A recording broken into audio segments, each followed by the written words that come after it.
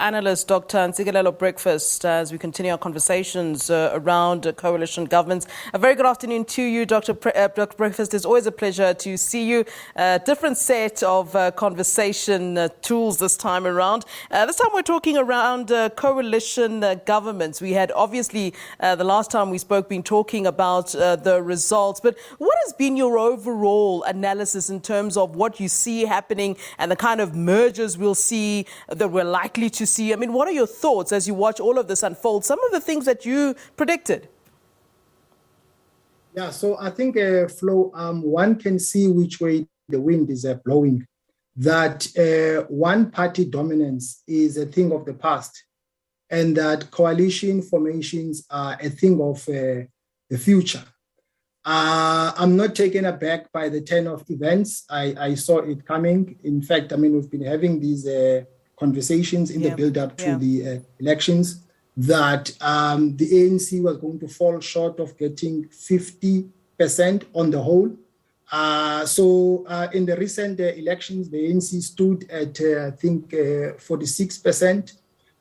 In comparison to the 53% that the ANC received in the 2016 elections, and in comparison to the 66% that it received. So one can see clearly, you know, the downward electoral trajectory of the ruling party.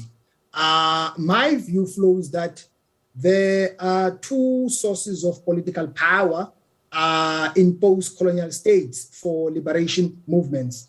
And this speaks to the bad electoral performance of the ANC. And the first source of power is the rural sections of the population. No wonder, Flo, the ANC has done well in remote areas, in rural areas, because of the relationship between traditional leaders and the powers that be, because, you know, traditional leaders are still on the payroll of the powers that be, and in return they bring the votes. On the other hand, we've seen that the ANC flow has been dealt with a blow in urban centers, in Tshwane, in our own backyard, in the Nelson Mandela Bay, in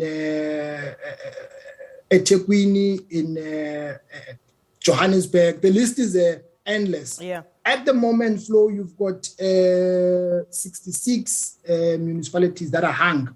And I think that is going to create a scope for coalition formations. But the interesting thing, Flo, is that, you know, I think one of the gaps in the Constitution is that it doesn't talk about a conflict management mechanism on how to deal with the internal contradictions with regard to power sharing. So the political elite, they have a tendency to rush into joining forces in forming these power sharing arrangements without developing a mechanism to manage them. Also, one can argue and say, Flo, that these power sharing arrangements are undemocratic, because I vote for you because of the commitment you made to me, and then you go behind my back and then you enter into a arrangement without my knowledge.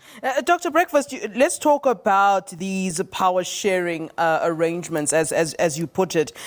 It's not as easy as just, you know, parties sitting around a table and agreeing and so forth. Let's discuss how these are formed, and then also who approaches who. It seems as though each party, and from listening to some of their leaders, are taking quite a bit of an arrogant stance to, you know, who approaches you, let them come to me, let them approach me. I mean, how does it all end up actually playing out in real life? I mean, obviously we know that some of these leaders might be displaying signs of bravado for us or for the audience, or where they see cameras, and what really actually does happen behind the scenes?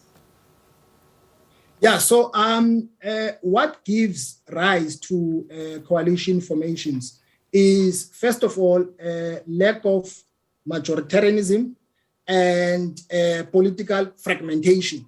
And also, it must be borne in mind that coalition formations are linked to the PR system, because when you have a PR system, the seats are distributed proportionally, as opposed to first past the post, whereby you have the winner taking all the seats. So anyone can approach any political party that one wants to form a partnership with. But these power sharing arrangements flow are not based on ideological proximity. They're not based on similar ideological views.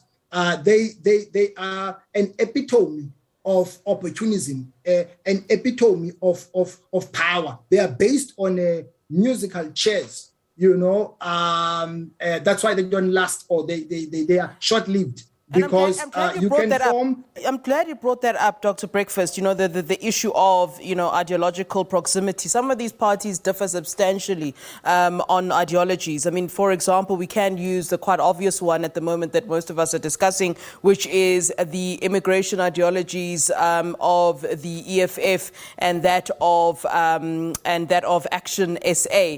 I mean, there is talk of the two of them coming together, but one wonders how that would even happen when one promised one thing, the other one said, we're going to keep, in fact, we want to open the borders more. And the other side saying, nope, in fact, what we have a clear stance on foreign nationals. I think you've been hit by load shedding there, Mr. Breakfast. But yeah. Of course. So ironic. But yeah, I mean, what are your thoughts on that? I mean, you're saying that they don't merge based on ideological proximities, and that's why they don't last. And I'm wondering why that isn't a lesson to them, the fact that they should be considering the fact, and they've said it to us. Politicians have been saying throughout that, no, we won't merge with anybody that doesn't share our views. But, when you say that they do anyway, one wonders what's the point then, because it's going to fall apart later on anyway. Yeah, so, someone once said, it's not the conscience of man that determines human behavior, it's the material conditions. People just want to have access to power. No wonder these power sharing arrangements from time to time, they fall apart because they are not based on principles. You can be approached now, you get given a position to be in the mayoral committee as let's say an MEC, and tomorrow someone says, no, I'll make you a mayor, and then you jump ship. So it's all about the musical chairs, not about ideological proximity or similarities, as it were. All right, Dr. Breakfast, I'm going to let you go. I was going to say enjoy the rest of your Friday, but there you are stuck in the dark. Maybe you should go out. Thank you very much, Flo. Thank you so much, Dr. Breakfast. That's Dr. Ntsikeleko Breakfast, who's been quite available to us here at SABC News throughout the election season, and we certainly do appreciate all the work that's been put in by our resident political analysts throughout this time.